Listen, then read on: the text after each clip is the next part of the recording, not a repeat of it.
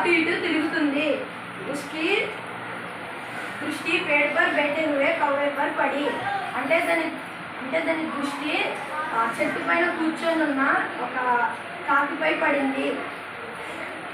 उसकी चोंच में एक रोटी का टुकड़ा था. ఆ కాకి నోట్లో ఒక రొట్టె ముక్క ఉంది. లోండి ఉసే పానా చాహేది. అంటే ఆ నక్క దాన్ని కావాలనుకుంది. लोमड़ी ने कौवे की प्रशंसा करते हुए उसकी गाने को कहा. ఆ నక్క కాకితోనే ప్రశంసిస్తూ పాడమని అడిగింది. कौवे रोटी को पैरों के नीचे दबाकर गाने लगा.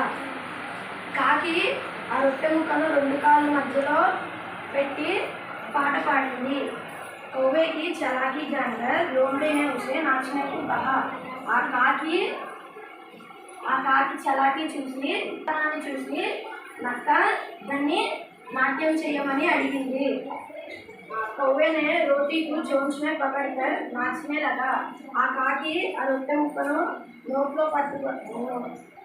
నోటితో పట్టుకొని నాట్యం చేసింది. अपने को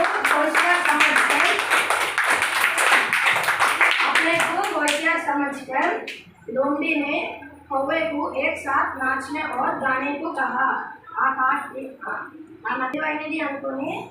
తెలివైనది అనుకొని దాన్ని ఒకేసారి నాట్యం ఇంకా పాడమని అడిగింది.